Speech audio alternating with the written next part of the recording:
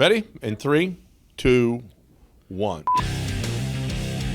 Hey, everybody, I'm John Granado. That is Lance Zerline. You can hear us mornings on ESPN 97.5 and 92.5. Hit subscribe right now so you get all of our content here at SportsMap, HOU. Hey, Lance, the Astros made some moves. What do you think about the big moves that James Click made so far? Went discount shopping a little bit, you know. I compared it on the radio show like when you're going back to school and your mom takes you shopping and you think that you're going to get, you know, these sweet shoes or the sweet shirt or jeans or whatever, and this name brand one that the other kids are going to wear, and then she gets you the discount version, and you're like, hey, and she says, it's all the same. This one saves money, and this one's just as good as the other one.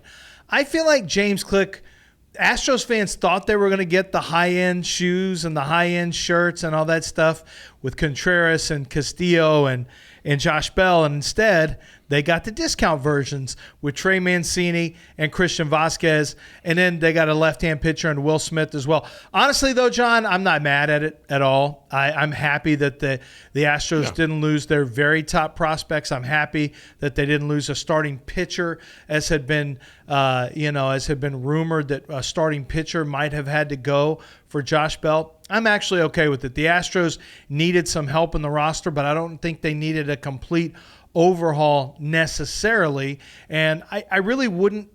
These guys look like they could be rental players as well, Mancini and Christian Vasquez, even Will Smith, who's older. If you're going to have rental players you bring in, why give up players who have a chance to be longer-term players in on your own roster? So I was actually okay with what they did. Yeah, I mean, the Braves made a bunch of moves last year. I mean, that were, Soler, who knew that he was going to do what he did. I mean, the World Series MVP guy who went on an unbelievable tear in Rosario. I mean, they made some moves that were just pedestrian. Oh, well, the Braves picked up some guys. Hey, these guys, we don't know what they're going to do in the postseason. Last year, Graveman was great too, and then Maton was great in the postseason. So, picking up guys that are going to help, I think it boosts the locker room a little bit, and I don't think he's done. I think, we're seeing reports that they're still hot on a center fielder, and if that's Ramon Laureano or it's Michael A. Taylor or Ian Happ, whatever, it's additions as opposed to where you really have some deficiencies. I mean, at first base and catcher and center field have been deficient all season long. So adding some guys that might change things a little bit. They are certainly, Vasquez is a better hitter than Maldonado. That's not even arguable. And but Mancini is better this year than Yordan is. Yuli is. Yuli has been a disaster this year. Well, so let me ask you this question. Are you okay with what is becoming the norm for the Astros, which is that they're not going to go out and get the stars? I mean, more than likely, James Click, and we saw this with Jim Crane wasn't going to chase Carlos Correa. He made one offer.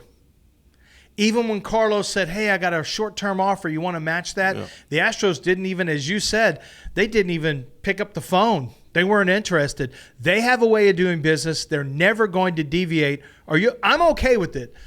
For now, I'm okay with it. Well, are you okay with it? I think it's unfair a little bit. They did go out and get Greinke. They did go out and get Verlander, and that wasn't that long ago. I would think if they needed something, if they need a big starting pitcher, I would think they would still go out and do that. I'm not going to say that they're not going to do that.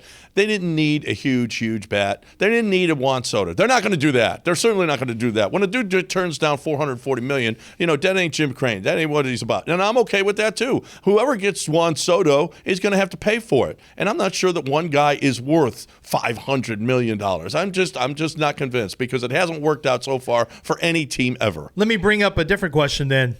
Knowing what you just mentioned Greinke, you mentioned Justin Verlander. That's true. The general manager at that time was not the general manager now. There has been a difference between Garrett Cole. That was Justin. That was Luneau as well. Is Click? Who's controlling this? James Click, these moves, or Jim Crane? James Click is a GM, so I don't want to take anything away from him. I think the trades that get made are James Click. Are we putting too much into the Jim Crane school of thought that everything that gets done has to have the blessing of Jim Crane? Certainly to an extent it does, but those were much bigger moves that were made for three different pitchers. Does Click still have a certain level of autonomy to make a trade for a player, or does everything have to go through Jim Crane? Well, according to him, he had the green light this trade season. But listen, I'm okay with Click being a little conservative too. What if they were asking for a starting pitcher for a rental like Bell? I ain't giving that up. I'm not doing that. And they might have been. It was a seller's market, and he said so. And we had Keith Law on who said, yeah, it's absolutely a seller's market. So I think, we might have gotten bargain basement. I don't know if it's basement, but we might have gotten bargains. But I thought we got good value. I mean, even Keith Law said you guys didn't give up anything for these guys that you got that could help you win a World Series. And if they get to the ALCS again and they're right there on the cusp of a World Series, this was very successful because you didn't pay for the future. You didn't mortgage the future just to get a World Series right now. Now, whether or not these guys can carry you to a World Series is another story. What does this Mancini thing mean for Michael Brantley?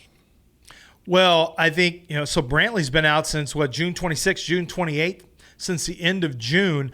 He spent 3 consecutive 10-day stints, or 3 consecutive stints on a 10-day list. He hasn't made it back yet. Dusty has said he's, a little bit concerned. James Click said, well, the best prescription for Brantley is time to heal. And this is the same shoulder that he injured that he had a major surgery on in 2016. So you do wonder if some of the moves that the Astros are making and may make, for the trade deadline, if they grab another outfielder, if some of this has to do with Brantley as much as it had to do with Yuli with Mancini. So certainly we'll see. But adding another veteran bat like Mancini, a guy with some pop, that, when you look at it, could be a double-edged sword where he could maybe protect you in left field a little bit with Brantley and his injury.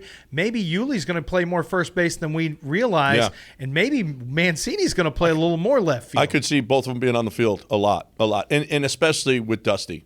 Because Dusty, I mean, they had to trade Miles Straw because he wouldn't take him out of the lineup. They just had to trade. We got to get rid of him, okay? And Dusty here with Maldonado, as much as he's caught Maldonado, it's going to be interesting to see how much Vasquez gets on the field because those guys aren't going to be, on the field at the same time more than likely. I don't think Vasquez will play much first base, especially when you picked up Mancini. So he's going to have to make a decision. And Pawpaw, he's pretty loyal to his guys. It'll be very interesting to see how he uses Mancini and this ledge center fielder that's coming and Vasquez. It'll be very interesting to see how he uses them now.